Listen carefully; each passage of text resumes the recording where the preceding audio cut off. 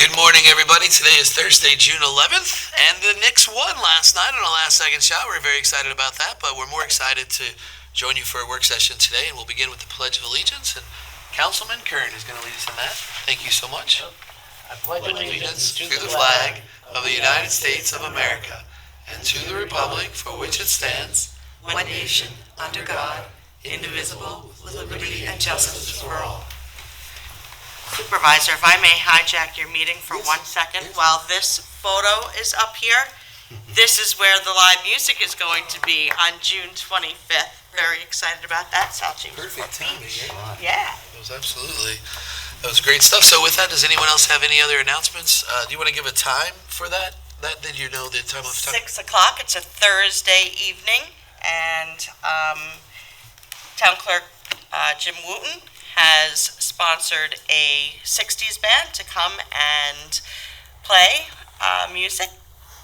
This is a free event, so everyone is welcome. However, you just do need a beach permit to park in the parking lot, but we hope to see a lot of people there. I think it's going to be very well attended. The last one was great, and I think this one's going to be even better. So on behalf of the beach committee, we are ecstatic to be able to host this event for our town. Awesome. Anyone else have any announcements right now? Sunday is Duck Pond Day. Everybody go down to Wading River. It's a great fun event. And also it's Flag Day. So please remember the day, Flag Day. And also the Elks Club is having, the Elk Lodge rather, is having their Flag Day ceremony as well on Sunday at 12:30. Thank you. Absolutely. Anyone else?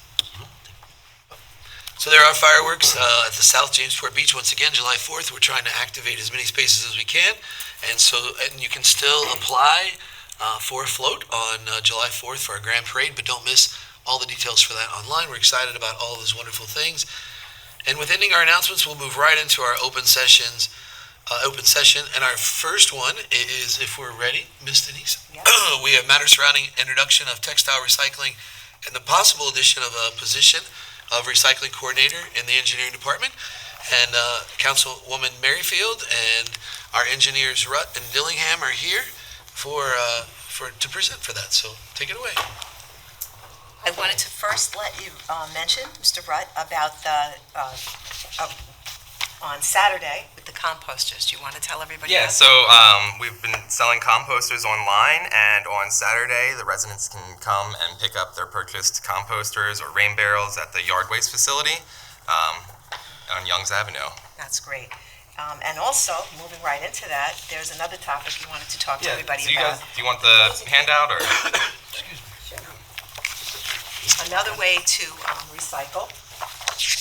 So this is a textile recycling, and this company. It's on our. You have it? Okay. So this company, they're around in multiple other towns, and so for every pound that you collect in here, the town receives 10 cents. So every month, the town will receive a check for however many pounds we've collected. They take all sorts of clothing if they're soiled. If the only thing they don't take is if it's wet or moldy, because that really degrades the textiles. They'll take shoes, pretty much everything that you would normally throw away. It can be either recycled and sold to thrift stores, or another way they deal with it is downcycling, which they can use the textiles, transform it into insulation for buildings and other sorts of things like that. So can I just ask, so if a clothing is torn or tethered in any way, it still can go in here, so it's not being like reworn or repurposed, it's being, I guess maybe it is repurposed, like shredded. Yeah, so they can turn it into insulation. They also they have 3 different categories. So they recycle it, they do textile to textile, and then they have a pile for thrift stores. So if the clothing is good enough, they will sell it to thrift stores like Goodwill and other places like that. But again, the town does receive 10 cents a pound on all the textiles, and it keeps the textiles from going into the landfill, which they don't degrade. They stay there for a very long time. I think this Largest is, polluter in the sorry, world. Exactly. I think this is great because, as Councilman Rothwell was just saying, sometimes you have clothes that you can't donate. You know, they're just Exactly. not nice enough, and they're ripped and just soiled, and you don't want to donate them. But instead of throwing them out in the garbage and adding to the weight to our garbage, helping the taxpayers, we put it here, and that we actually make money on this. Yeah, so it's not going to be a lot of money. But it's something, but and it decreases the load of our solid waste. Exactly, and other towns have put it towards like small groups like the PTA for the schools, or maybe some kind of youth sports league, or there's lots of options that you could use the money for because it's really not going to be a whole large sum. You also get 2 points for Climate Smart. This is part of the recycling program for public places and spaces. So it's another And plus. why that's important is it helps us with grants. Yes, exactly. The Climate Smart. Once if we get bronze, we're qualified for more grants opportunities. And while it might not add to our income, the biggest thing is we have all across Long Island, we have a solid waste problem coming. We really do. It's a tremendous problem. Everybody in their houses we need to work together as an island, as a community, because it's happening in real time with the Brookhaven dump being, set to lose their kind of where they're going. So this is huge. And it's everything we can do. Crumbs make loaves in this kind of area. So one more last little thing. They maintain the boxes 10 feet around the whole space, so they keep it clean. And I've heard really good things from other towns that they've had success with this. They check it once per month and make sure everything's clean and tidy. And the bins actually have electronic sensors that will notify them before it gets full, so they can come out and service it. Where do you want to place this? I'd like to place it either at like the senior center or the George Young Community Center, or possibly the yard waste facility next to like the other electronic recycling and that kind of stuff there. I was going to ask the same question. Can we Sure. I just think we need to spread it out around the town. So, for example, Bayberry Park and Wading River, there's a large volume of housing surround that park. So I just don't want somebody to feel that they have to travel all the way, Right.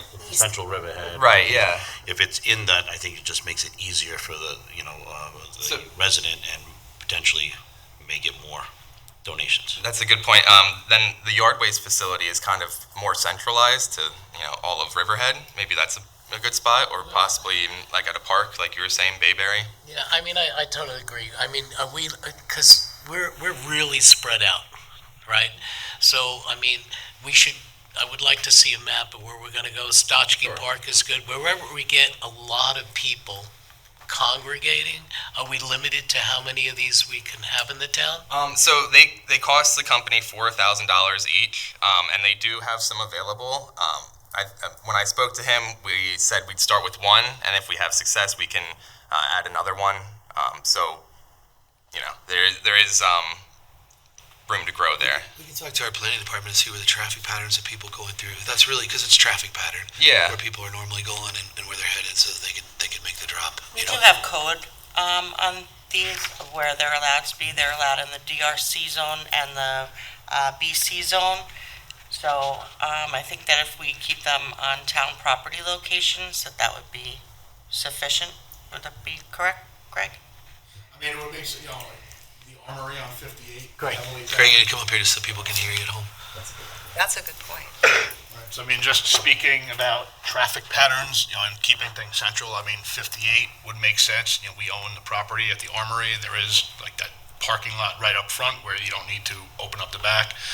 That would make sense. The most heavily trafficked corridor in the town-owned property would seem like a logical spot, central there. I like that. The only problem to me with that is that the Armory is kind of a dead zone. I don't disagree with you, because it's smart to get in the proximity to 58. Is there any other location?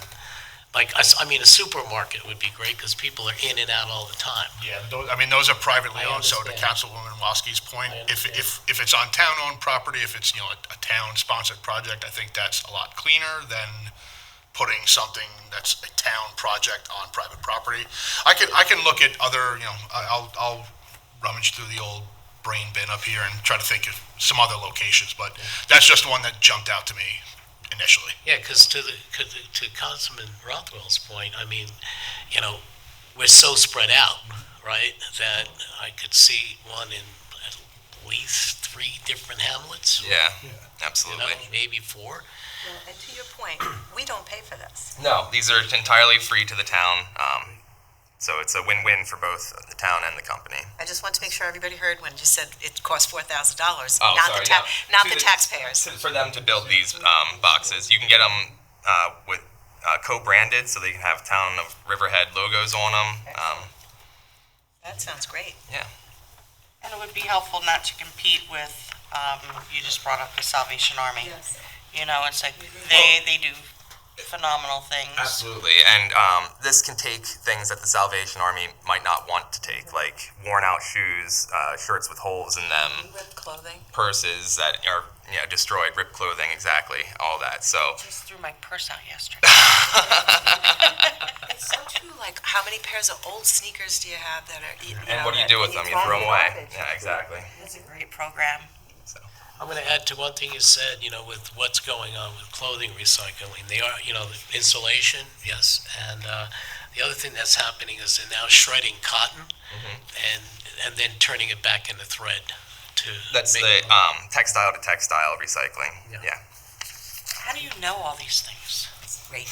It's I great. can't sleep at night. No, I thought Joe, I was like, Joe's great. Well, Joe, I got elected to know these things. Exactly, that's right. So win-win. This is great stuff. Thank you. And so what we're not done.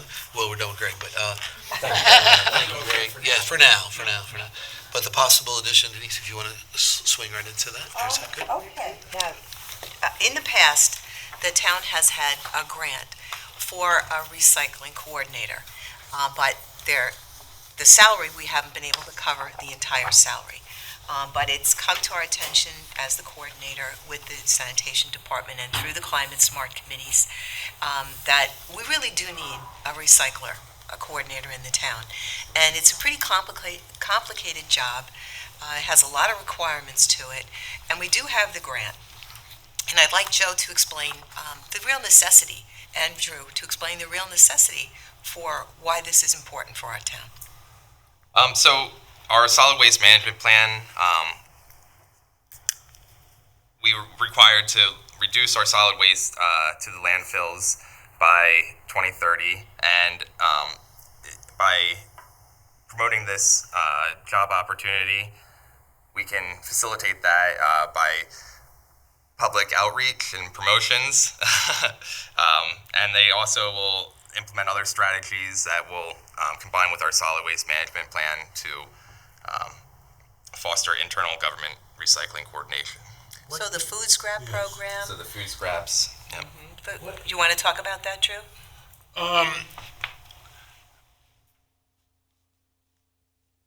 The food scrap program, the food scrap program? recycling coordinator. Recycling coordinator. It's really key to our whole program because education is very, very important to the entire community as well as to the town as a single entity.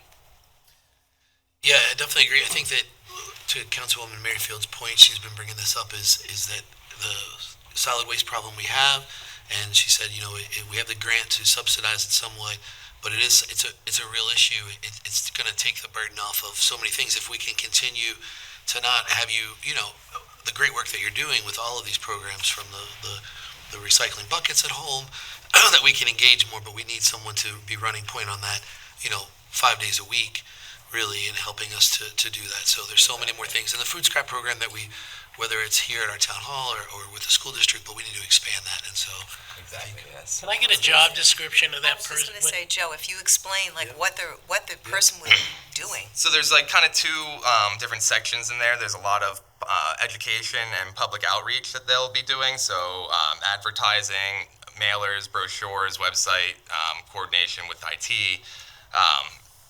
They'll do different signs and displays and giveaways, things like that to promote the education of recycling and how important it is for the island as a whole. The other aspect of it is more planning and monitoring the recycling coordination and the local program.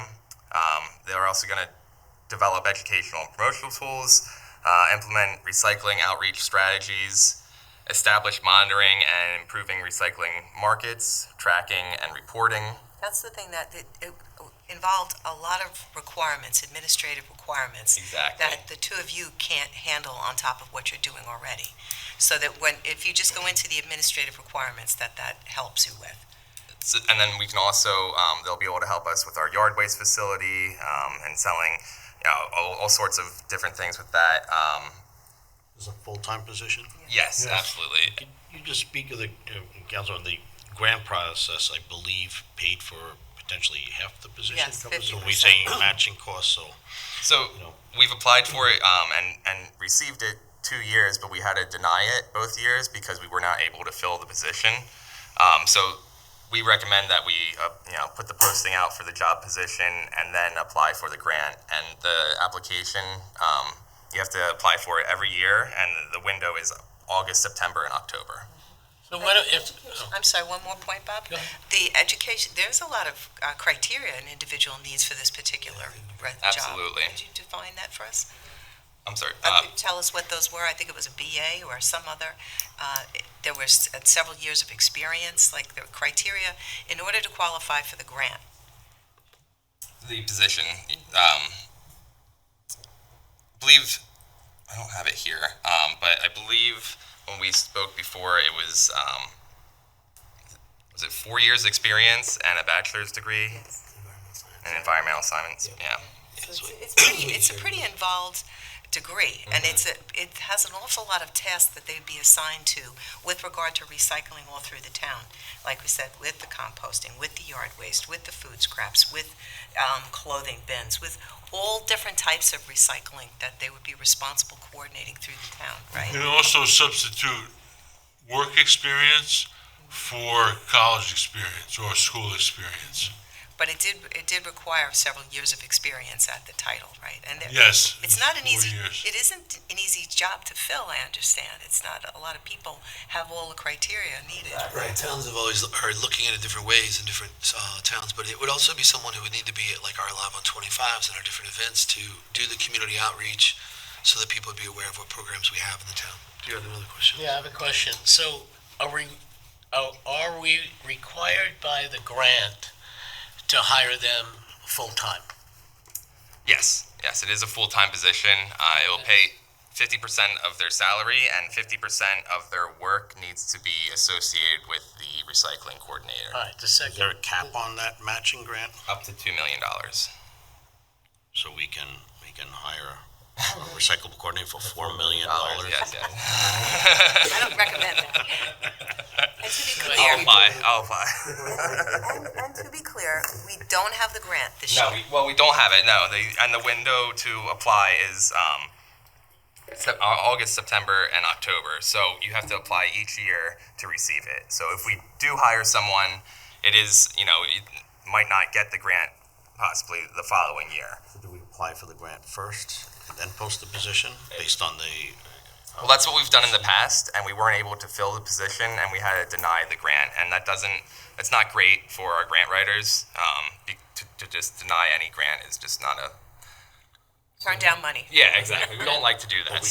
But if we don't, then we can hire somebody. It may cost the town $100,000, and we might not get the grant. Right. Exactly, there's a risk involved. Risk for me. I mean, and I wanted to bring that up. That's a huge risk for us. What is the salary, what does that salary pay? In the 60s. Okay. Okay, and then you had mentioned like advertising, the supervisor mentioned like being at a Live on 25, right? Is the advertising it's going to be an additional cost, that's not going to be covered by the grant? Actually, so it does cover specific things towards those grants. So there's ineligible costs here that they list. So cost of items not primarily used for waste reduction, reuse, or recycling. So if we had,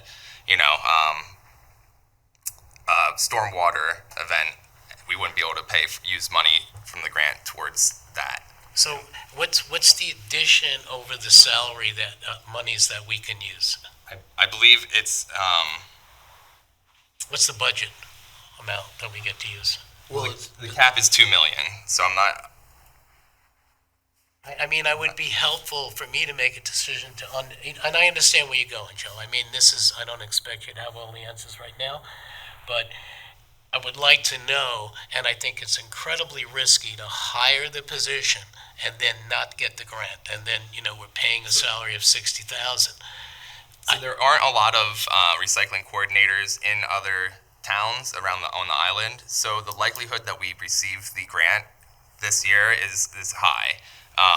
As time goes on and more recycling coordinators are hired in other towns, then the likelihood that they have the funds to spread it out, it decreases. So that's why we received it 2 years in a row without even having someone hired, because it's very likely that we will get the grant. I think the thing I understand everyone's concerns, but the thing I just want to bring forth to everyone is, moving forward, there are real problems with waste collection. And this is one solution, I mean, Help get ahead of it. understood. It would be good even to just get applicants, and then before we even, we could set a start date, apply, and then have them start once the Grant is, grant, or just that this is just brainstorming. Maybe this isn't the spot for it, but there's other solutions there. Ways to slice it, but there's definite concerns when they discuss it here. I think there's so much to think about, but it is a growing need. And you're right, it's not even how to solve it. It's just a carve out of one section of it. Our solid waste problem is much bigger than this. Absolutely. What I think we can do is SUNY Stony Brook has a sustainability program. They have periodic events, like environmental events. They have award ceremonies for students that are doing great work. And it's lots of times it's sponsored by many different waste management companies, and they provide these students, and they also provide help for tuition grants and other things. But there's an ongoing series, and I think that maybe if we're proactive in terms of, instead of just putting it on our website and hoping for response, that we could reach out to Stony Brook for their sustainability program and begin to attend some of these events and let them know that there's potentially a position available and what it entails, and that just seems to be more proactive as opposed to just posting it on our website or something and waiting for a response. Absolutely, or something. You go out there and say, we've created this program, look at it. I think you might find a lot more interest from students, especially coming right out of the college level, that they're having a bachelor degree in sustainability, which is great, and you can reach out. One question I have, though, is if we receive this grant, what is the duration of the grant? So is this an initial startup, a one-time 50% match, or how many years does it cover? So you apply for it every year, and then so it only lasts 1 year. You apply for it every year, and I think you can apply for it indefinitely. Okay. Have they been favoring those that have already created the positions? Have you seen that they keep those positions ongoing, or is it a I startup? did ask that question yesterday to some of the state leaders, and they said that they feel like because of the move that we're doing, because the solid waste problem is such a big problem, that they believe, the best answer they give me is we believe that's going to be a possibility through the state, but that's also depending on if that state leadership is still there. So I think it's a matter of, that's a great question, but. But I can say I'm great you're working on. Thank you, Councilman Merrifield, for working on this, because I do believe, and I advocated, that Riverhead is behind some of the other towns in terms of when you go out to Southampton and other surroundings, there are multiple recycling stations in areas in which they're taking in cardboard, and the residents are really, there's lines out the door sometimes, and I think so. This is a great way to get things going. It's it just showed multiple avenues, but I think recycling coordinator is definitely needed to get us to the next level. Because in the long run, it's about protecting the environment, and then it can become a cost savings as well. Because in terms of just us participating, we started here in our own town hall to recycling our cardboard and plastic and things like that, and so we're leading, but I think in the end it can become cost savings and environmental protection as well. Yeah, at the very beginning of the year when I met with Bob, he talked about even the screening of the material. There's so many areas that we can improve on. So so I have another question, and I have to say, Councilman Rothwell, you're the one that started the recycling program in the town. But my question is, do we know for a fact, like some of the plastic that we're collecting has value to recyclers. Are we taking it there? Is it getting commingled? I would like to know where that stuff is going. It's just like we sell cardboard, right? We should be selling that plastic that has a resale value as well. Do we know, does Suffolk Community College have a program? That's question one. A program for the recycling coordinator, or? Well, just in environmental science. I'm not certain. It's okay, Joe. I don't expect. Now, has anybody reached out to the Riverhead High School to see if they're doing any education over there? No, I have not reached out to the high school, but we have done recycling and stormwater education and food waste education for the elementary schools. I've gone there and presented. Given their food waste, and I know they have some greenhouses outside of the high school on the north side. Given their food waste, maybe they need to be educated in dealing with their food waste as opposed to bringing. We don't pick it up anymore, do they still? No. I think that we're re-engaging now. Yeah. This town is gonna pick up their food waste. They're not gonna deliver it to us. I need to know that. So I met with the superintendent, and I met with our B&G, and I offered that I would be doing it if they couldn't do it, and so that we could make sure. And the superintendent and I are going to be doing it together at first to model that program for them. So you and the superintendent are going to be doing, not the town employees. Well, we offered it to them, and so we just want to make sure we're not going to get a grievance, and that they. That's one of the reasons we want to bring this person on is being able to expand that to the other schools and do that. So yeah. But are town employees picking up the food waste? So they did it before, and I talked to the B&G guys, and they said during the weeks that they could do it, they would be doing it. But if it became something that it was burdensome or overtime that they wouldn't do it, that I would be doing it myself. So. You're gonna go and pick up the garbage. I'm gonna pick up the food no, scraps. but here's the thing. I mean, we're using town resources to do work for the school, and we did do it in the past, and we stopped because the guy who had your job prior was spending half a day every single Friday picking up food waste, and we absolutely put an end to it when we found out about it. We had put an end to it too because the food scraps was probably the heaviest material in which was going into the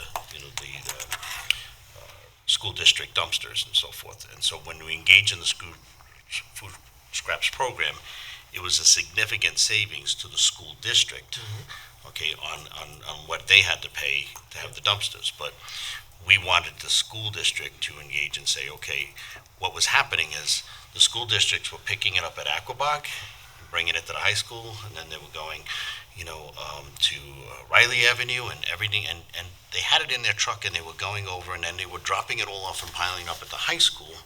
And then we were paying somebody to go to the high school, and I'm like, you just drove right by our Young's Avenue facility. Like, why didn't you just simply deliver it there? Yeah. And why were we engaging in paying a town employee to do that when the savings is definitely in the best interest of the school district for what they were saving on their pickup fees? So that's why the superintendent and I talked about it, and we're going to look at that together. He's just come on, and so we want to do that. And then when the school comes back in the fall, we want to have a plan to have a partnership together for that. So that's really kind of where it's at. So it is a great thing to expand the food waste program, though, this food scrap program. Yeah, it would be great if the school would take on, I mean, to do it, they can do it right on their grounds. They have, why aren't we teaching them to do that? I mean, here's my problem. My problem is that the taxpayers in this town pay our employees to work for this town, and I do not want to see employees working for this town, and these taxpayers are paying school taxes, working for the school on top of that. I agree. Yeah, I mean, that was is our just firm not- discussion. Yeah.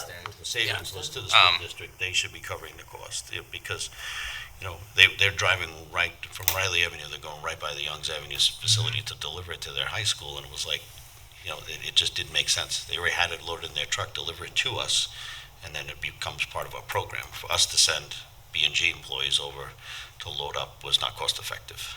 And my frustration is not against what this program is trying to do, but we have a responsibility to taxpayers, and who are paying school taxes, and they're paying town taxes, and now we're using town taxes to do what the school should be doing, which is absolutely unacceptable for me. I think that we've gotten a little bit off topic for what Joe's here for Yeah, Joe's today. here. So at all, because we're talking about recycling, and I'm glad that this got unearthed, you know? Because we stopped this in the past, and we need to make sure it doesn't continue in the future. This is a great position. I think it has great value, again, especially environmental, and it's gonna get us those points.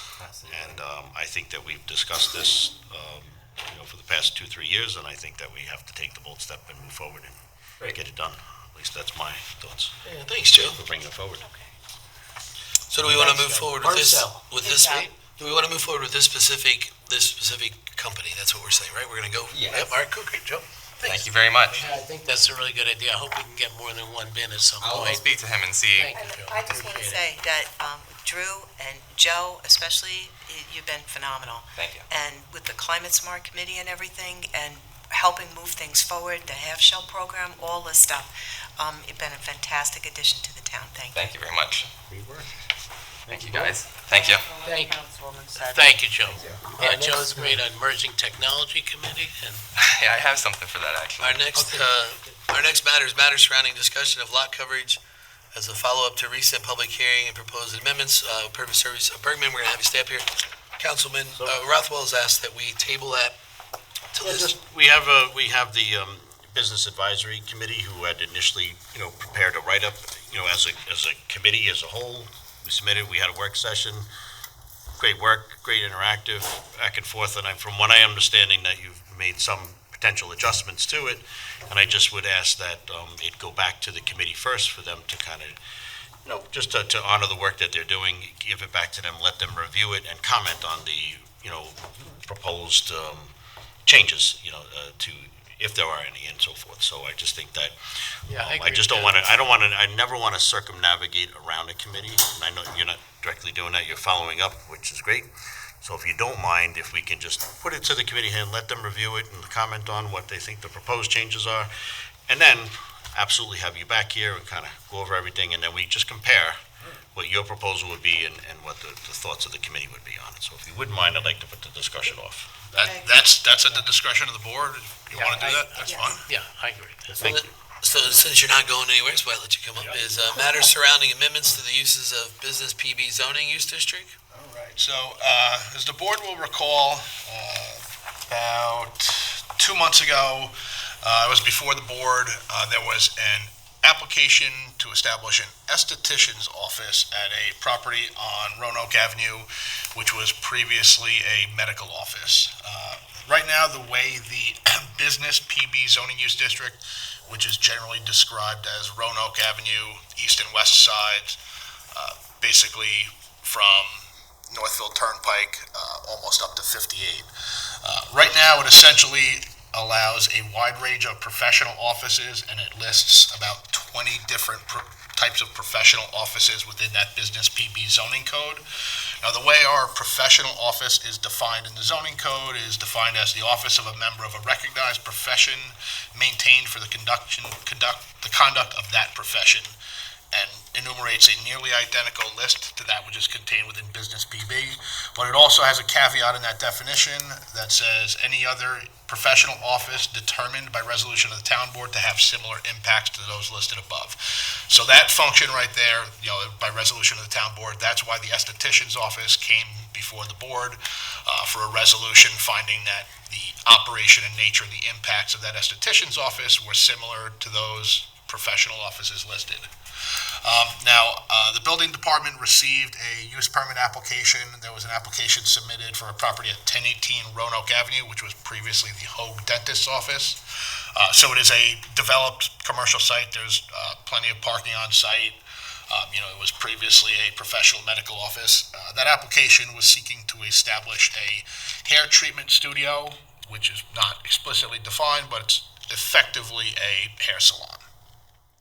Now, hair salon or hair treatment studio is not listed under that list of professional offices. I do note that it is listed specifically in the definition of personal services. Now, personal service is defined within our code It lists a number of uses, including fitness studios, for example, yoga, Pilates, dance, martial arts, and other exercise or movement-based services. Beauty services, including hair salons, barber shops, nail salons, and spa treatments. Massage therapy, non-medical services. Personal coaching, example, life coaching, personal trainers. Esthetician and skincare services, fortune-telling or psychic readings. Cultural or educational studios, including art studios, music lessons, language schools.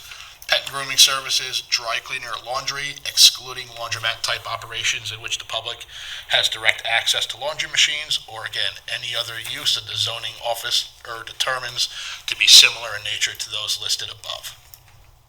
So those uses within personal services are generally low impact. They're not noxious. There's no outdoor storage or noise. Generally odor, light, etc. So instead of placing the onus essentially on a zoning officer, me at this current time, or any potential future zoning officer, rather than coming back for the board every time for these sort of determinations and resolutions before the town board, I brought this to code revision and recommended adding personal services. Initially, I had recommended it as a permitted use.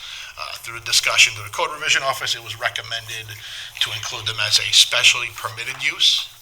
With the exception of dry cleaning or laundry, just because, again, that's the only sort of I don't want to call it an industrial use, but there may be some odors, there's use of chemicals there.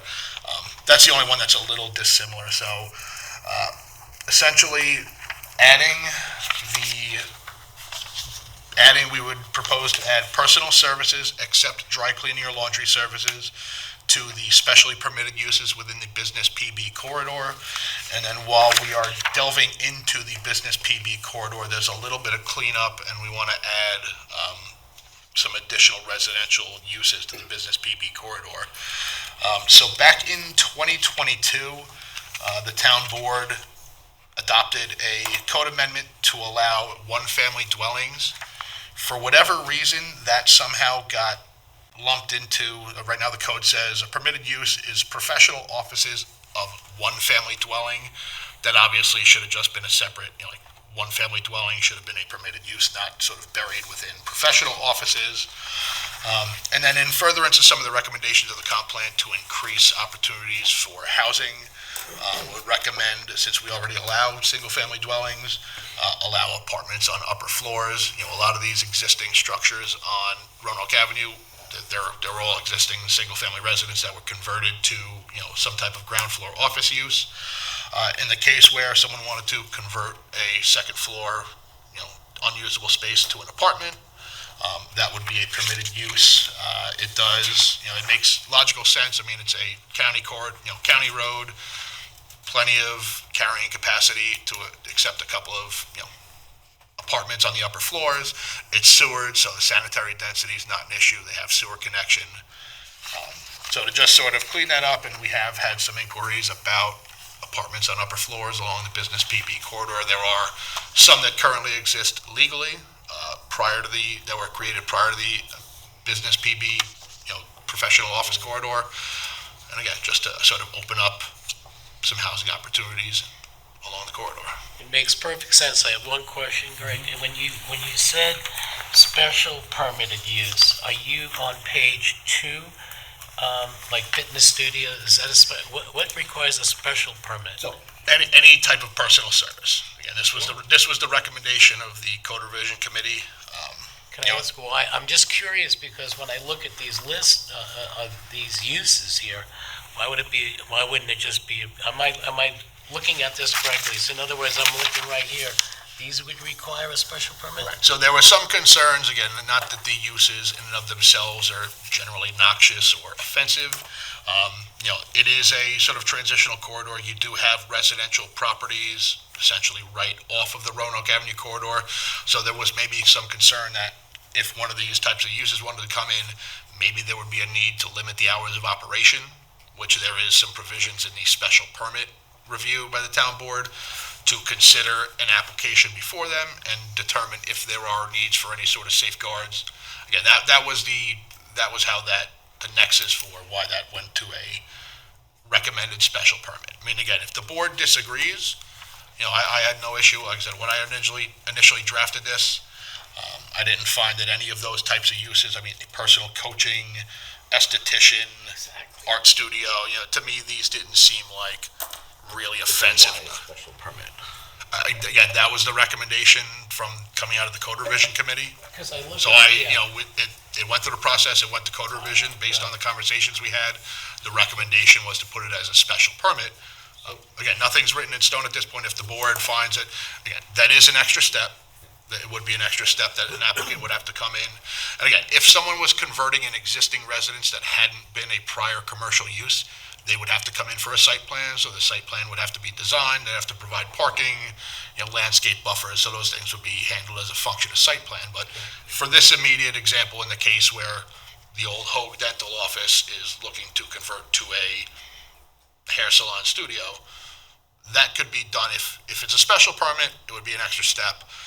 If the board puts it in as just a permitted use, in a situation like that where it's an existing commercial site, it could really just be handled as a function of the issuance of a building permit and a use permit. that's where, go ahead. The one thing I was going to mention, that a topic that came up in code revision is, but you just don't want to see maybe it flooded with 5 tattoo parlors next to a doctor's profession, 5 tattoo parlors with a doctor's office right there. Maybe the doctor's office wouldn't appreciate having that kind of business 5 in a row on that same corridor, right? I believe so. That's sort of the idea for the special permits. So we're not inundating it with a certain type of use that maybe you don't want to have 5,000 or 16, So in a sense, when if you, by saying something is a specially permitted use within that zoning district, yes, you do have the opportunity to review an application, and if there are provisions, it's probably more of a legal question, but I think you'd be hard pressed if someone, in the case where all of a sudden Roanoke Avenue was going to be Tattoo Central, I don't know that there's a real legal basis to deny it because, we already have 3 or 4 other tattoo parlors. That might not really stand a challenge if, again, in the scenario where that came to pass. My concern is at what point, you got 23 items on the list here. Like, at what point, now somebody else could say, I want to open, in the world of AI, computer consultants, marketing, media companies, where you may just have, 1 or 2 people sitting at a desk, a computer terminal, but designing, print ads and things like that, or designing websites as we become more and more computer. And I'm wondering, like, when you go down the list, there's going to be hundreds of businesses that don't necessarily fall within this. At what point are we confusing the process, saying, well, you're not on this list, so you can't do it, you can't, and at what point do we take this list and say, maybe this should be written that it's just, what is low impact designs, based on, I can even attribute it to a hair salon and saying, well, there are some people that may only have, 1 or 2 chairs, and so it's going to be very minimal traffic, as opposed to a hair salon that may have 30 chairs, and it's a large traffic design, Like, I just think at what point by individually starting to list, occupations, businesses, I think there's going to be too many that simply don't fall under these specific titles that we should really be focusing more on. What is the actual use? Is it an office use? Is it more of, low impact, low traffic use that would qualify, as opposed to actually listing, you are a bookkeeper or you are an artist, but, you're a media company, you can't go there. I just, you know what I mean? That's my thought process. I mean, and the fact that it does seem sort of kind of overbearing, but the business PB zoning district, frankly, instead of listing out all of these, could, for all intents and purposes, it could just say professional office or office. Like, I don't think we necessarily have to list every one. Yeah, I mean, and that's. A financial advisor that sits down one-on-one. Correct. It's not on this list, so is a financial advisor's office going to be a bigger impact than a bookkeeper or an accountant? I don't think so. So this is the sort of the rub of what's called Euclidean zoning, where you have just lists of permitted uses. I mean, this town board is not the only board in the country who has had these types of discussions. I mean, there are, when you talk about analyzing impacts and really getting to the root of whether certain uses are appropriate next to certain other uses, for example, commercial next to residential, I mean, that is kind of the fundamental question that, we as planners sort of have to. But is it easier to say, instead of all of these accountants, bookkeeping, draftsmen, engineers could just simply say, office setting with no less than, 10 employees or, Yeah, 10 visits. That could say, we could just say professional office and office. Get rid of that list where everything's enumerated and just say professional office and office use. There's also going to be, some people that don't prefer certain titles. We're in a day and age where, And to your point, it makes it much easier for someone that's looking at a location, and let's say they are they're working in AI and they go, oh, can't do it. It's not listed here. And you and I had this discussion, and short of doing SIC codes, I think you have made it even simpler. Professional services, and I think it should be up to the zoning officer, should something come through planning, and then go to the town board and say, look, this seems like it's outside of professional services. Would you entertain this as a special permit? Right? That's what I would look at doing to make it, because I agree with you wholeheartedly. I look at these lists, permitted, not permitted, and I'm going, what the hell? I agree. I like easier. I like cleaner. I like easier. I don't like to. I mean, again, just noting some of a professional office of an artist. I don't necessarily think an artist is a licensed professional practicing that trade. So I agree, absolutely. But there's also very difference. If an artist is simply, in there and they're painting or doing single designs, but it's not a gallery. You know what I mean? A gallery is a much more, impacted use where, you're going to have, events there and so forth. But for somebody, you would have a hard time convincing me that if somebody was painting, family portraits or something in there and doing stencil work and other things, that's going to be a higher impact than, a bookkeeper's office. So would the board, just based on it, would this board like to see just clean up and we could amend the business PB to just allow permitted uses would be professional office? And services. Office.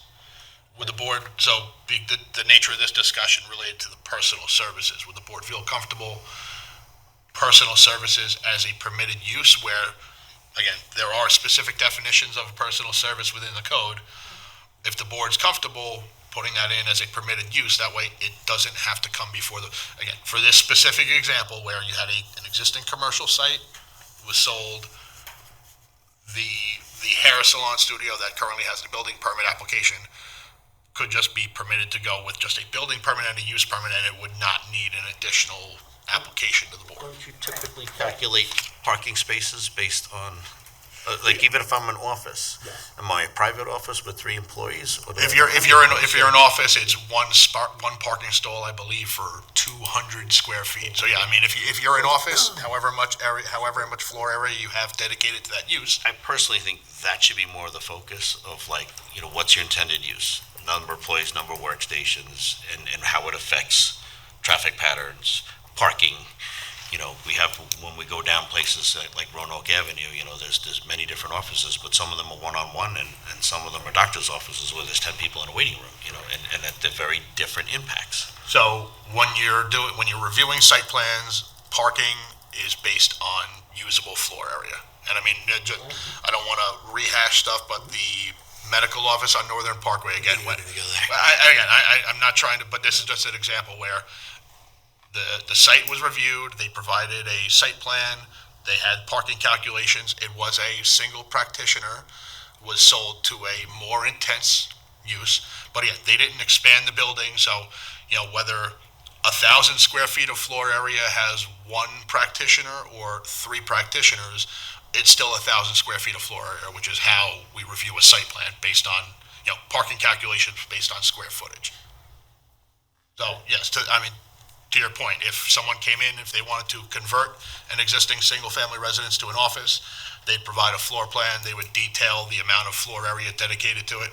I don't necessarily agree with coming in and saying, well, I'm an office and I'm only going to have 2 employees, because again, when you review a site plan, you have to think about its totality and ensure that it's parked, appropriately. So that same office could then get sold or used as another office where they have more employees. So you want to make sure you're parked based on your square footage.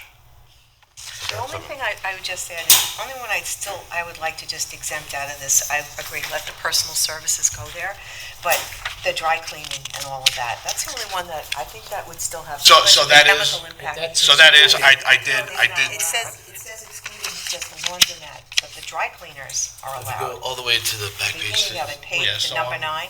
if you keep The going, personal services. keep flipping, if Yeah, you go keep to going. page 43 of 401, keep keep going, next page, keep going. One more. there you go. Yeah, So the way it was drafted for the purposes of this discussion was personal services except dry cleaning or laundry. So again, just, those type of Perfect. office, one-on-one client settings, so. So your business advisory or the code revision committee, do you want these to go back through your committees again, just to get their eyes on them? If you're making these changes? It directly obviously affects businesses, so I think it's good it might go to multiple committees, but. Yeah, this one is, Business Advisory Committee as well. yeah, I mean, this one's easy, and I would love to see this done, we've talked about this, and I've talked to Dawn about this, who actually made the recommendation to me that we should really look at what we're doing, like wet and dry, and really simplify it all, because this is an ancient habit. This is the way towns did things, and, it's time to get up to, So I'll redraft, I'll strike the list of professional offices, so it'll just be professional offices, which is defined in our code. Clean up the one-family dwelling, make it clear that that's the permitted use. Apartments on upper floors, and where's the personal services, you want to just have a permitted use Yes. instead of the special permit? unless the planning department, or the zoning officer says, hey, I'd like you guys to review this, I think it may qualify for a special permit, and I can't give you a scenario of what that would be. Well, so if we put personal services except dry cleaning or laundry services into a permitted use, if someone comes in with something that is not it's not a fitness studio, any of those 9 uses. But again, even personal services does give some discretion to the zoning officer. Exactly, I Well, mean, you if just they want a make it- gun range, you're gonna say, no, I don't even think. Yeah, I mean, that's not a permitting, that's not a personal service. I don't know, I can't think of one right off that would be, But it shows gun range? well, I went to the extreme, I'd like to see the revision, so. All right, but I have a general understanding of, after this, do some clearing. Just because some people are very specific about their job titles as well, and so I think this is getting a little antiquated, trying to Yeah. list each different things, and, like, A bookkeeper, I mean, when was the last time you went to a bookkeeper's office? my funeral director or an underground engineer.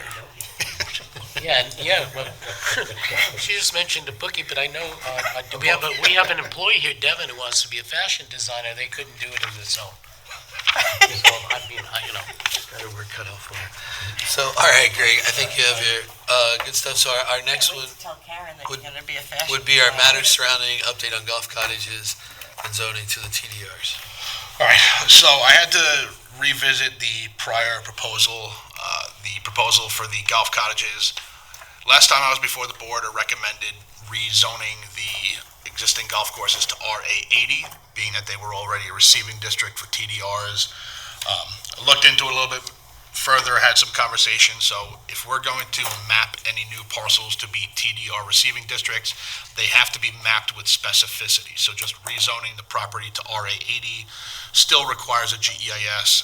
As I had discussed with the board previously, that would have opened up some potential increased development on those golf course parcels. In the event they closed, they could essentially double their density with the use of TDR. So just from a practical standpoint, when I was sort of like gaming out what a GEIS would look like and how we would scope that, discussing the growth-inducing impacts of that potential action was a little hard to justify in light of, nothing in the comp plan really speaking to the potential increase of, several hundred housing units. So I sort of went back to the drawing board, and instead of rezoning the existing golf courses RA 80, coming up with a golf course zoning use district.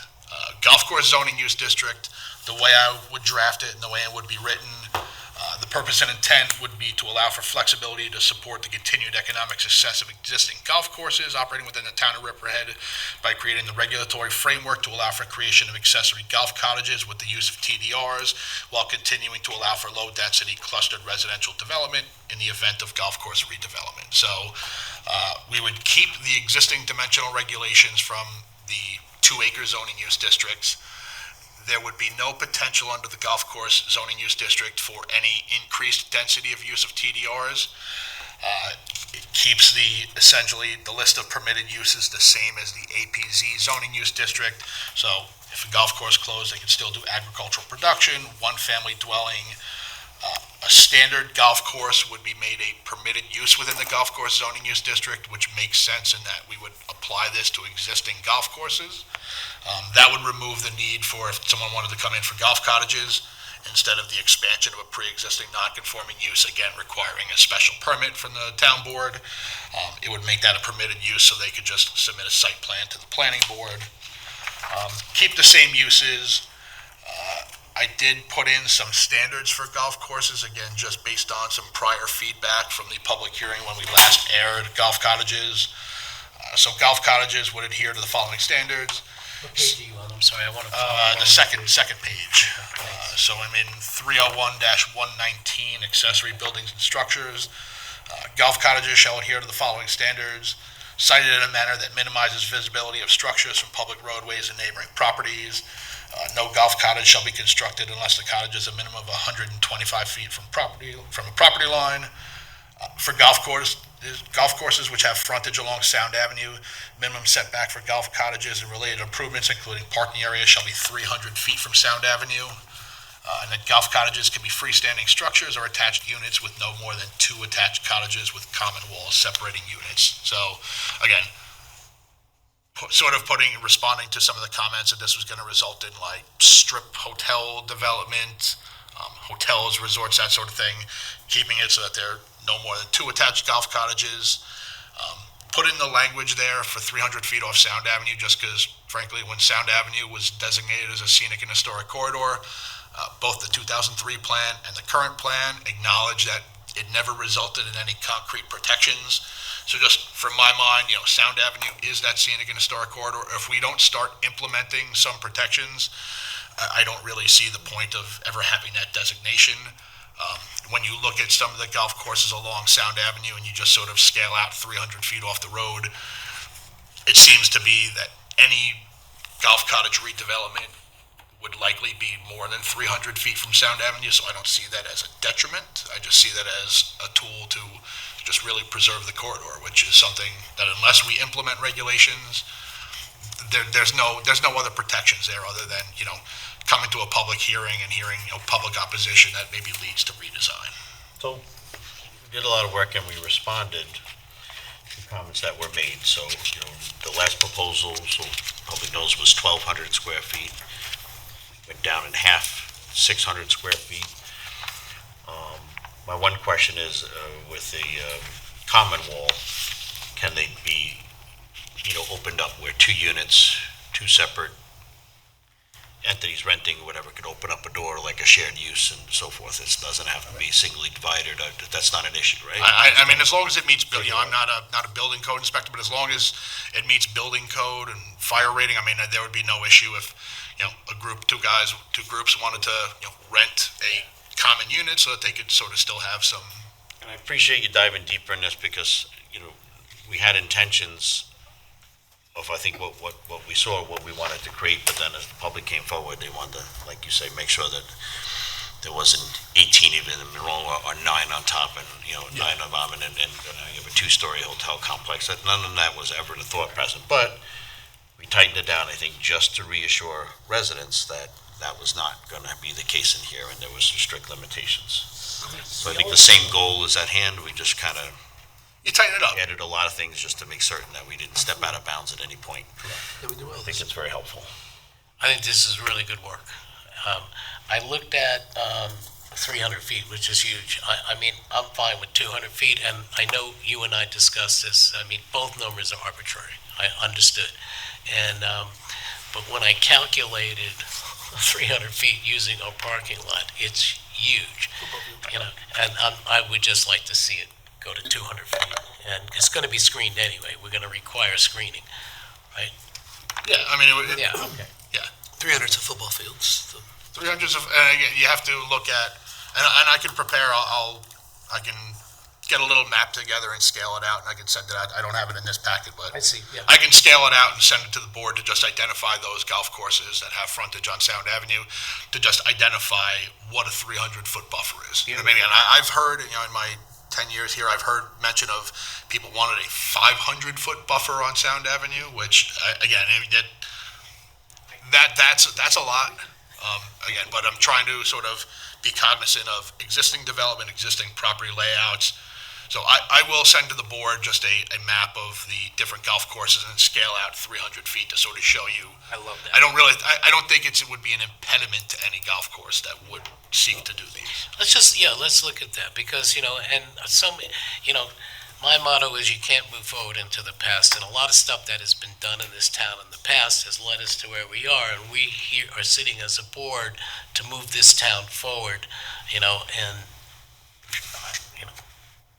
okay, thanks. It seems far because it would take Bob three clips to travel on a golf course, 300 feet, right? Three swings, three Mike, strokes. the interesting thing here to me, as a golfer, I'm thinking, it can go back to farming, and I'm thinking about, like, some of the golf courses, how hard they would be to farm, And again, I mean, that's if these courses close. I mean, I understand. realistically, if they close, they're likely going to go residential development. So you'd have clustered residential subdivision, which again would still require open space preservation or preservation of farm soils, which, again, on these existing courses, I'm not really sure what the status of the prime agricultural soils is anymore after the redevelopment or excavation. But again, that's something that this is done to just sort of get away from that growth-inducing aspect of potentially allowing double density and in a worst-case scenario, the creation of a few hundred extra residential units that weren't really anticipated.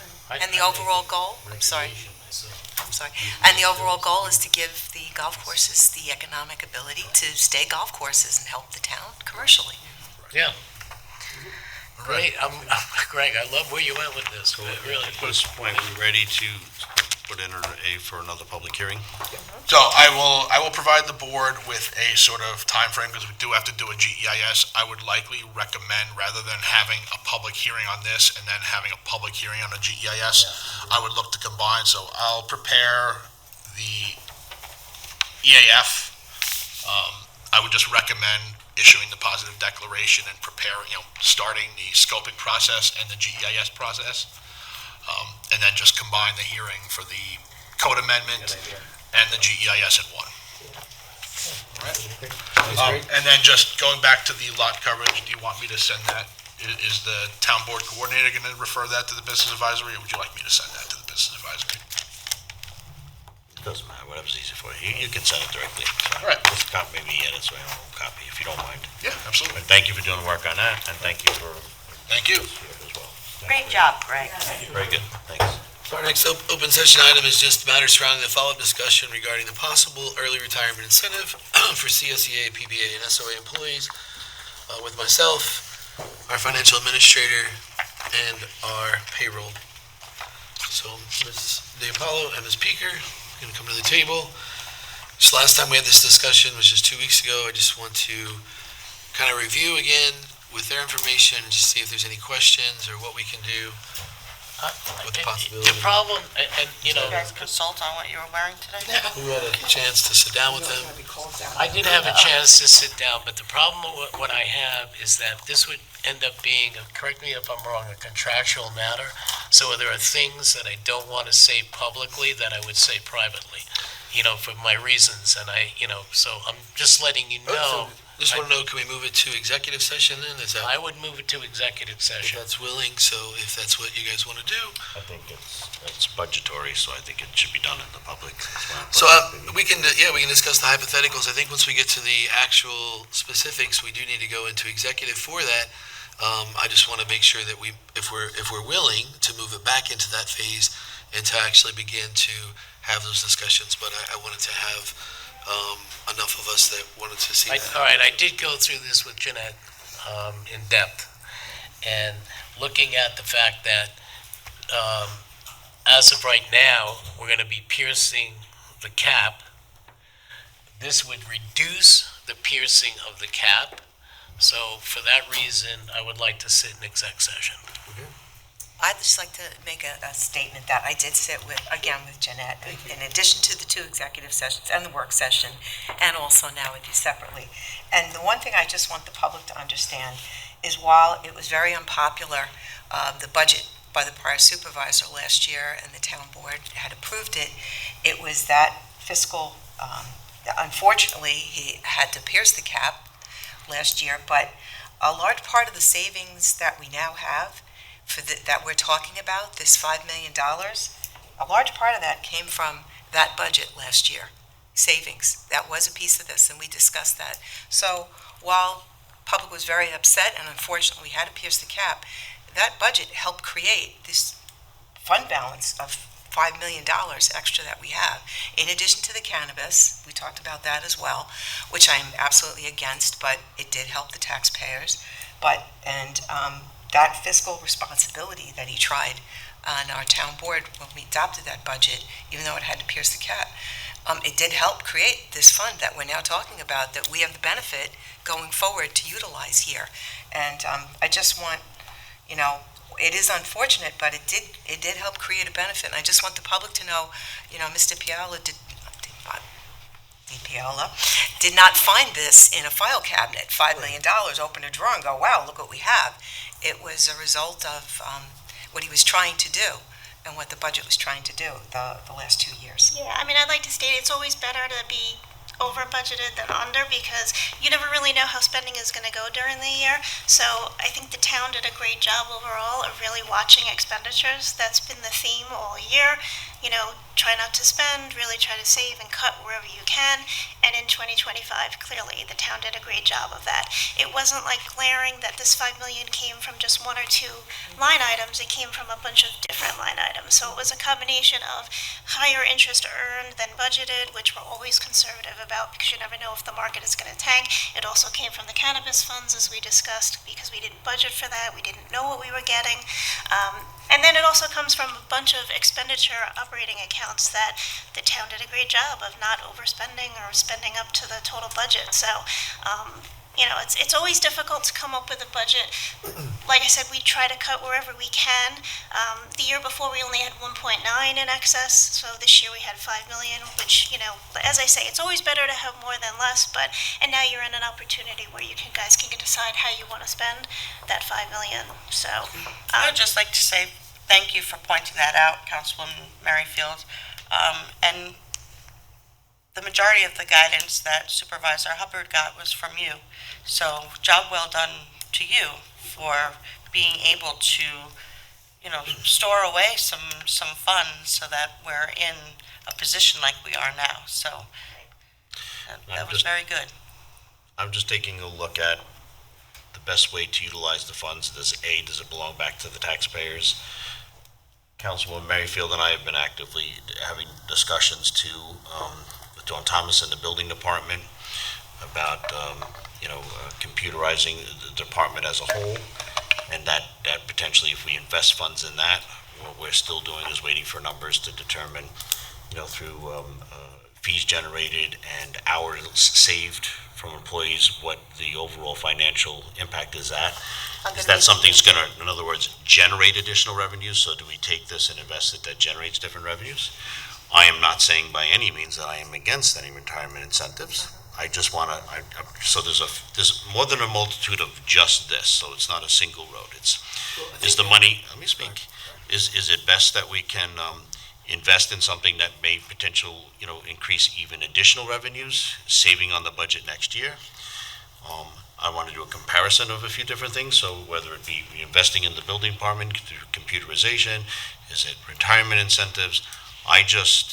I'm still doing my homework before I can say, okay, what is the best way to allocate, this interest earned. And again, I just want to say that to taxpayers, that they don't feel that they were overtaxed. It was an increased estimate of what interest was earned on fund balance. And what other methods, there are a few things that we've talked about that could potentially generate additional revenue. So, so what's the best way to invest this interest earning? And I don't have an answer quite yet. Still need to do homework. So have you had a... I wanted to bring that, with yourself and also Councilwoman Wesky, I want to bring that to work session in about 2 weeks' time. The digitizing, I've been speaking to Chip, I've been speaking to Ms. Thomas, and we're just waiting for Mr. Mueller. He's having an issue, waiting for that to resolve itself. And we want to bring that to work session to show the public that savings, and also to reiterate your point, because that is a cost savings going forward. There's also the parking enforcement with that modernization and the ticketing. Those are other ways to spend this. But again, I agree. I'm not opposed to an incentive. Yeah, I think that's what I said last week when you asked Councilwoman Merrifield, you didn't want to do this and not be able to. And I said, it's not a either or, it really is a both. And I guess my question today was, I just wanted to make sure that you guys had said, 2 weeks ago, we just had talked about it in a very positive way of, hey, we want to sit down with Jeanette and talk to her. So I wanted to see if you had that opportunity. And, I know talking to each other is good, but if you've had an opportunity to sit with her and actually do the numbers, which is just constantly. So I think Jeanette will tell you that there is an element of time. Yeah. that's what it was. Yeah. That was about what I was Sorry. gonna say. So the reason we're bringing this now, there is definitely a timetable for this. Our budget prep starts the first weekend in July, essentially. So we come in that Monday after July 4th weekend and we roll the budget out to the departments. We have to give 30 days notice, from what I understand from council, to the employees to decide if they're going to take any proposed incentive.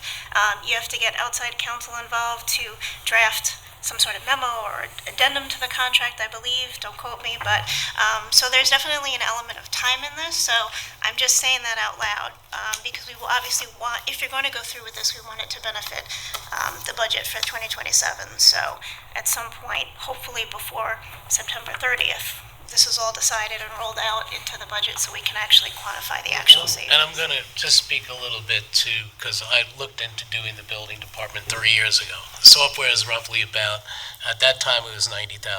This is where the big, and it would require larger monitors, for planning, building, and the fire marshal, which is really nebulous in terms of expense. It's actually 1.4 at this point, I Was believe. it- I was just talking to Chip. Can I finish, please? I'm just letting you know. Yeah, and your 1.4 includes scanning documents, correct? Scanning the building, I'd have to get the specifics from Chip when we bring him into work session. He can discuss the it. software is not $1.4 million. The scanning is the bulk of the expense, and I've looked into that as well. I've done a lot of homework on this, with other towns, blah, blah, blah, and so I'm aware. I've also asked the building department to go for a $75,000 grant. Last year, they missed it. This year, I forget what Dawn said, but that's what towns do, so that gives you a kickstart.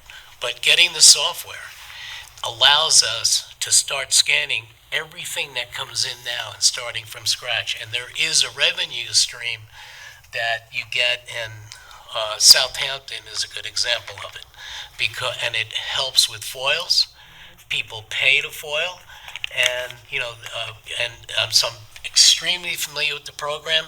It's not if you want to go the full Monty and scan everything from 1980 on up, it's very, very expensive. We need to start scanning now when we get the software and work backwards. That's so I'm very familiar with it. It's about because Councilwoman Merrifield has been working on it, I know, with that and yourself, and so I did ask. It's about 100. I think they gave me a range of like 120 to 140 for the software to add it. But the 1.4 is where the software. I think it went up a little bit. So Yeah, but 1.4 is what? that's the scanning. That's Exactly. separate. And you don't scan everything in 1 year. Right. So that's a separate charge. But then your electronic permitting is what Dawn had given me.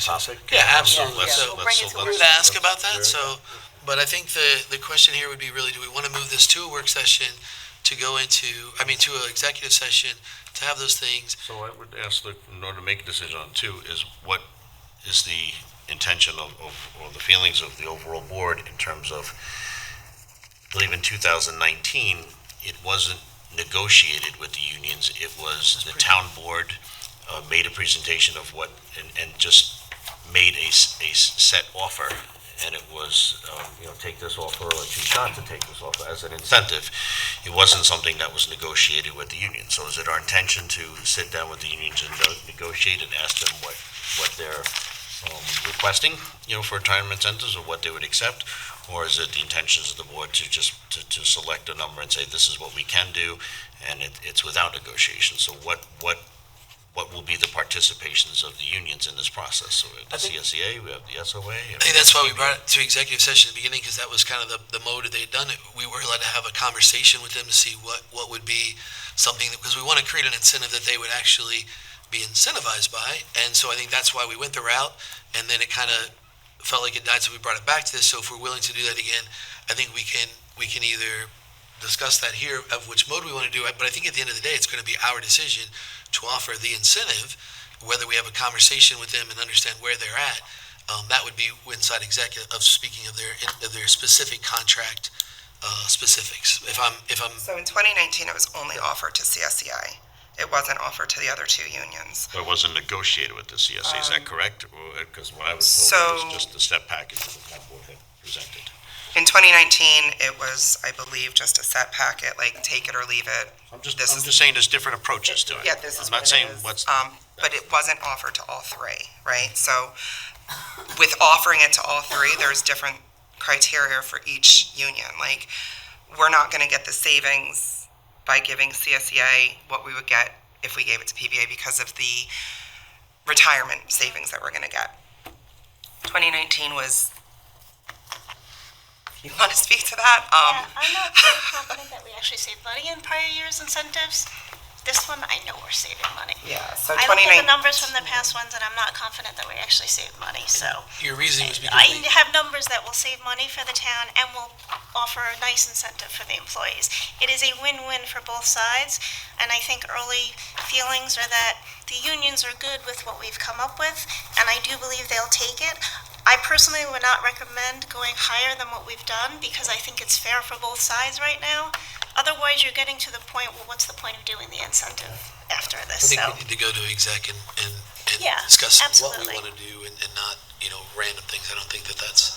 I just think the one thing I do want to clarify is, from what I understand from our meeting, is the CSEA number is set, and there's an agreement on that. Well, to be honest, it's correct. It wasn't an Yes. agreement. I think it was that initial conversation, they came back, and I think Jeanette just said we could do it. We didn't Right. agree. As a board, we have to They agree. They've pretty much reached agreement with us on a set number for the incentive, right? It's the PBA and SOA, we don't have necessarily. No, I think they're pretty I think much they're pretty on set board, too. Okay. Yeah, I Yeah. think both are on board at this point. I could I be think wrong, it's just a matter but of like this, right? It's a matter of like you guys being okay with it and then being able to offer it to them before we can give you an exact number as to who's going to take. I would love to be able to say that my numbers are 100% correct, but I'm not infallible. Like, these are my guesstimates, and this is just 26 years of experience, knowing the people that they are, but they're guesstimates. Until you say, do you want this incentive, that's the only time. And every incentive has an irrevocable letter stating,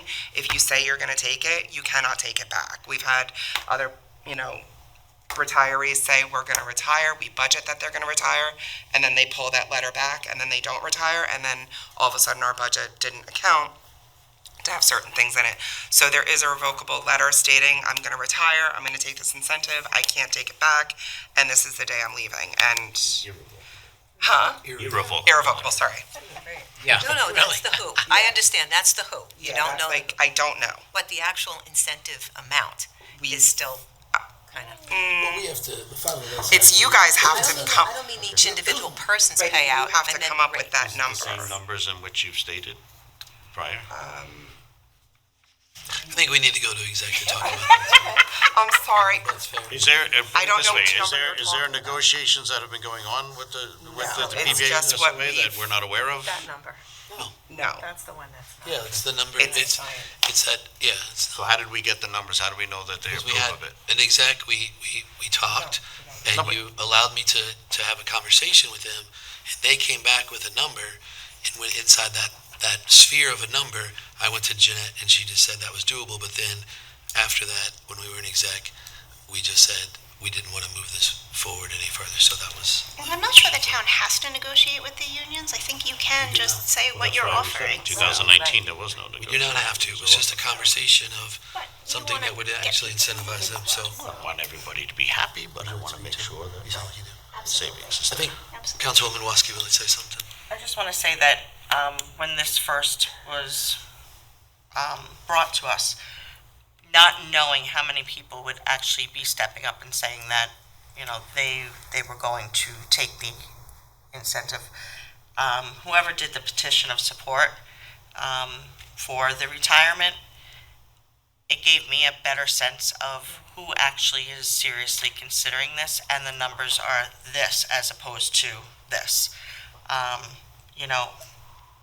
So far there's only a small amount of PBA members. I don't think any SOA members, CSEA members, a lot.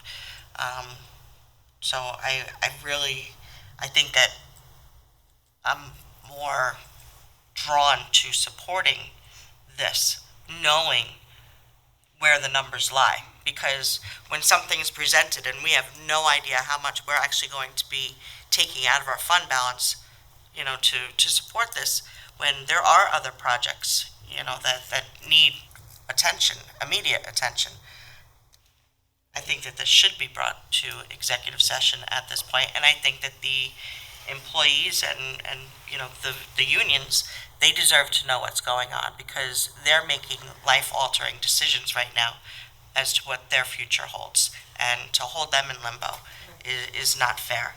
And again, I give credit to the CSEA member that came forward with this idea and got it to you, and thank you. Thank you. Petitions, to your point, Councilwoman Waski, Councilwoman, the petitions did help.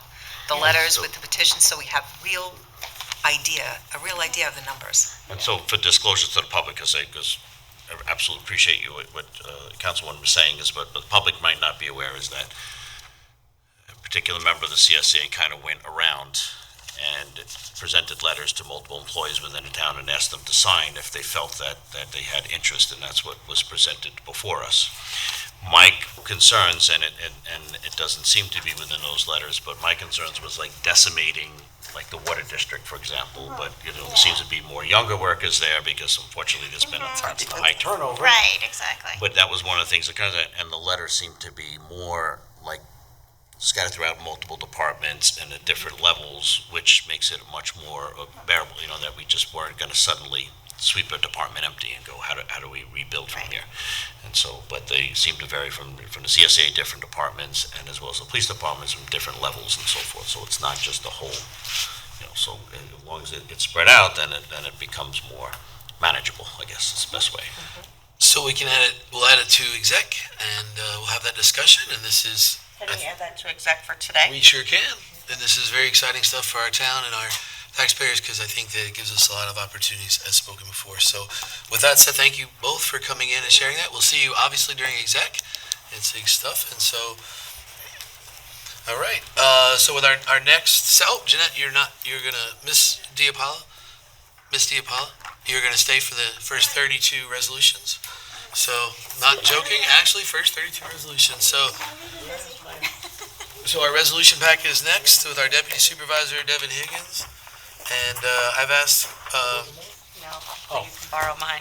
I've asked our financial administrator to stay up just because the first 32 pertain to some documents with her, and just want to make sure if there's any questions that she's available. So.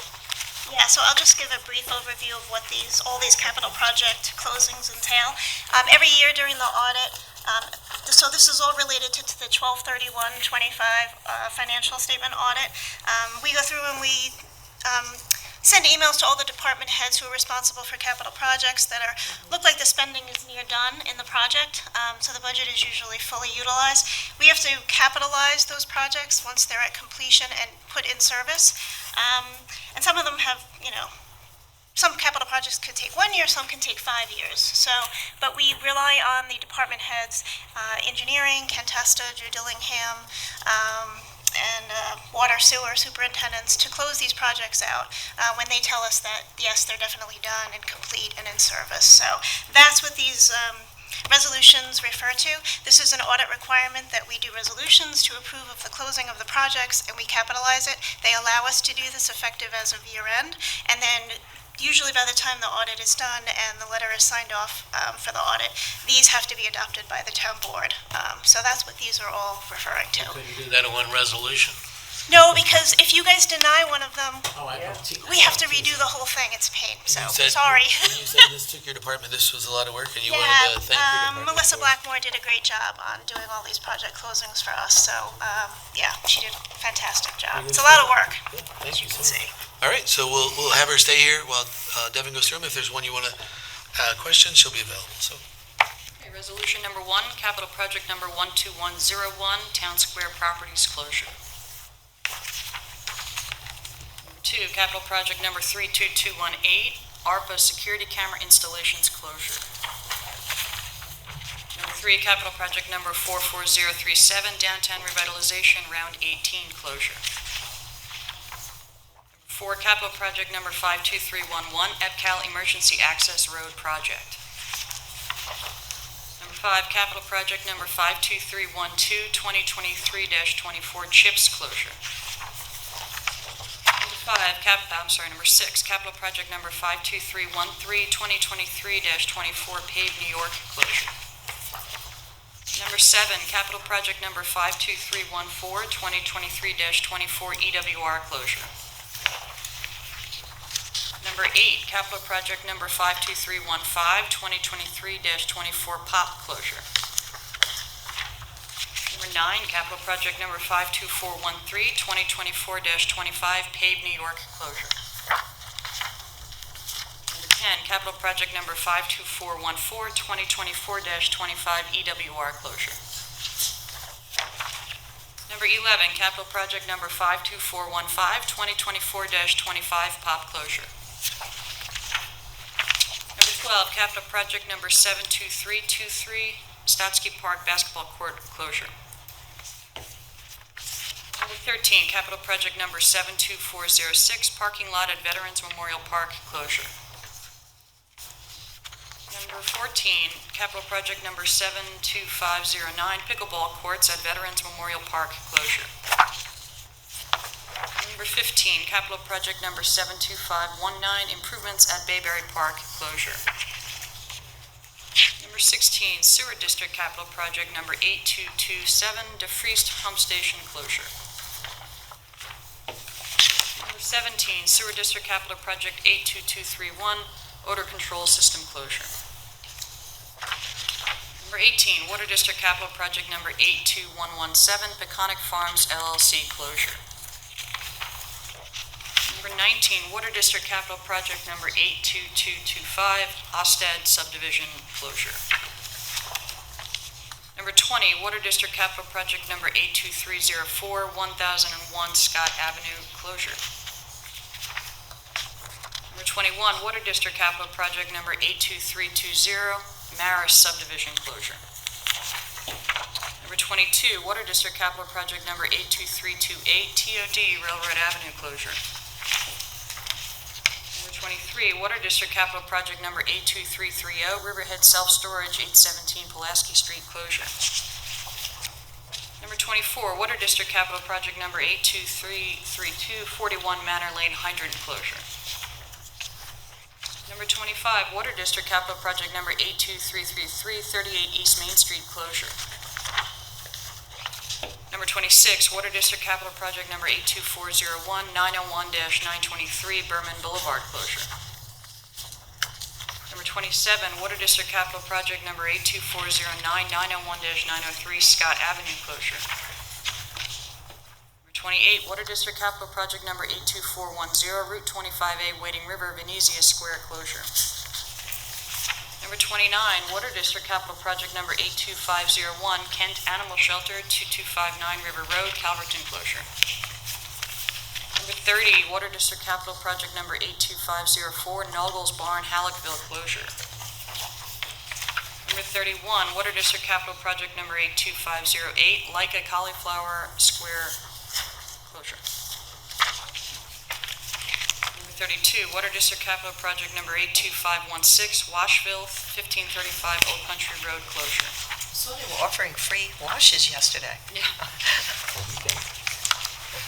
Yeah, well, we can, I've heard that, it's fantastic. Number Great job. 33, 2025 budget transfers. Yeah, I'm just going to explain this really quick. Yep. This is a normal, another year-end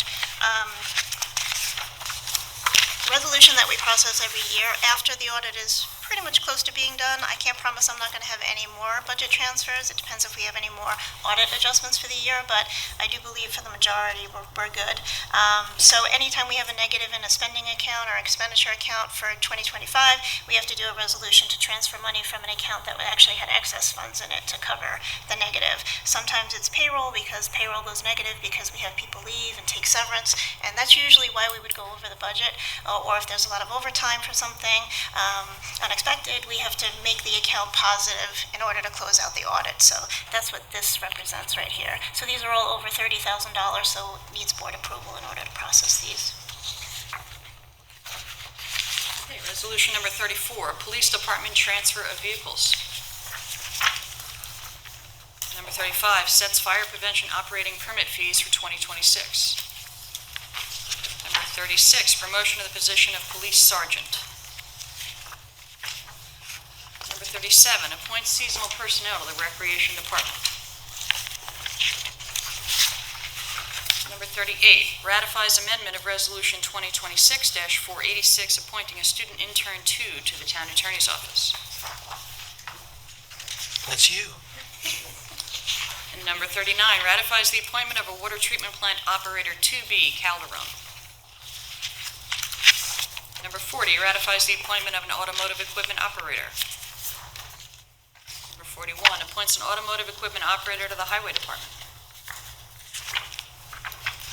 Number 42, amends terms and condition of employment for Senior Citizens Program Director, Sewer District Superintendent, and Payroll Supervisor. Number 43, extends bid for corrosion control chemical PO4 for Riverhead Water District. 44, approves special event Chapter 255 application for Friends of Ken Rothwell concert event. 45, approves special event Chapter 255 application for Northeast State Shakespeare in the Park, All's Well Ends Well. 46, ratifies amendment to Resolution 549-2026 fireworks application for Riverhead Raceway rain date change to June 13, 2026. Number 47, approves fireworks application for Riverhead Raceway, July 3, 2026.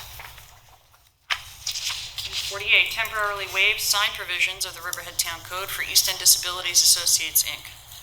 That's so they can wrap the building for patriotically for the 4th of July parade on Main Street. Yep. Number 49, authorizes the Community Development Department to apply for a Cinderella grant through National Grid.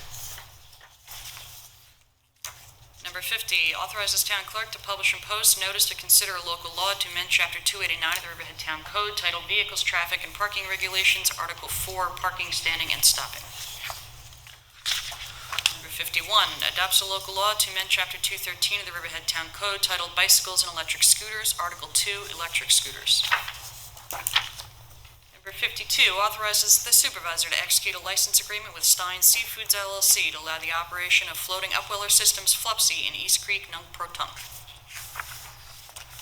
Number 53, ratifies the authorization for the town attorney to execute a retainer agreement with Siegel and Sittler PLLC. Number 54, authorizes the supervisor to execute a short-term runway use agreement for Racetrack Knott Street 2026 Summer Motorsports Classic. Number 55, authorizes the supervisor to execute short-term runway use agreement for Racetrack Knott Street 2026 Fall Motorsports Classic. Number 56, authorizes supervisor to execute an agreement authorizing the town to accept funds from Suffolk County Office for the Aging to supplement the town's expanded in-home services for the elderly program. Number 57, approves agreement between Town of Riverhead and Winship Media LLC to utilize police parking personnel and police cars for the 2026 Jazz in the Vines. Number 58, ratifies the authorization to commence legal action against 400 David Court LLC. Number 59, authorizes speed limit changes on Northfield Turnpike, CR 43, Riverhead, New York. Number 60, pays the bills. That ends our reading of resolutions. We will, in just a second, ask for a first and second to end our work session where we are, go into executive session where we'll do contractual matters surrounding agreement between Town of Riverhead and the Riverhead Central School District with our Councilor Howard. We'll also be adding matters surrounding follow-up discussion regarding possible early retirement incentive, contractual for the CSEA, PBA, and SOA employees. And then we'll also be doing matters surrounding an update on litigation between the Town of Riverhead and URT with Tinneberg, Lipinski, and Brown, and matters surrounding legal action impacting the town easement with Hurley and Prudenti. May I have a motion to dismiss? So moved. Second. All in favor? Aye. Goodbye. Have a great day. Go Knicks.